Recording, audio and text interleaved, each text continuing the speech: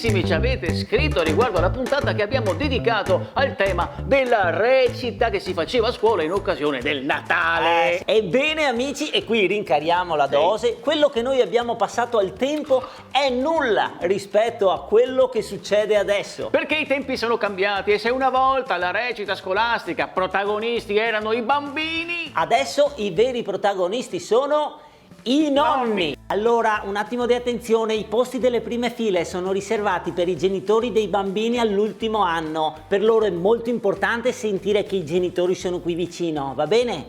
Ok, potete accomodarvi. e tutti i nonni subito.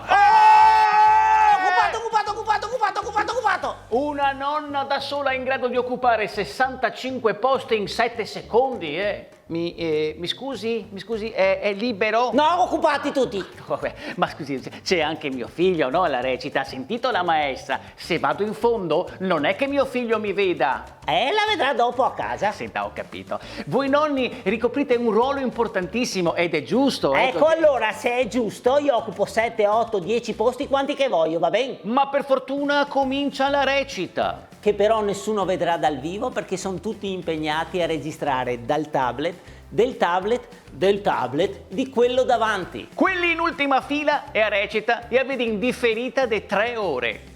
Il coccodrillo come fa? Papà, non c'è nessuno che lo sa. Papà.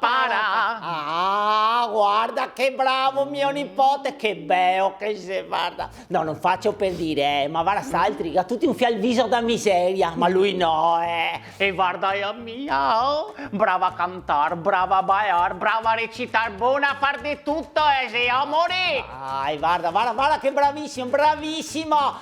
Non perché è mio nipote, Guarda, nonna, amore, ciao! Guarda che amica visto, io sei tanto taccata a suo nonnito.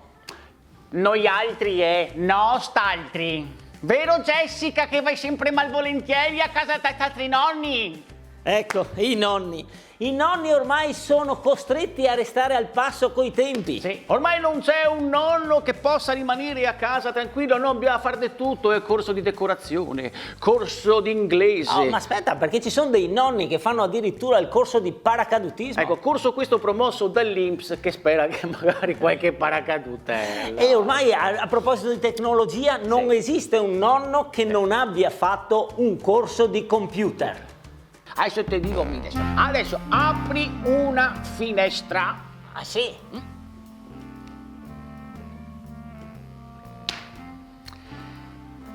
Ma no, quea!